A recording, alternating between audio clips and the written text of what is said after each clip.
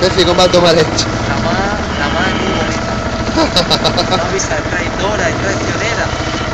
Tenim una mica de mar, ara s'està calmant i ha sortit el sol, teníem onades de 2 metres aproximadament, i ara sembla que ja està una mica més tranquil, el vent també ha baixat, podreu observar que la vela va totalment rissada, potser després haurem de treure el ris. Ara, me caigo. El barco es mou moltíssim, es mou bastant.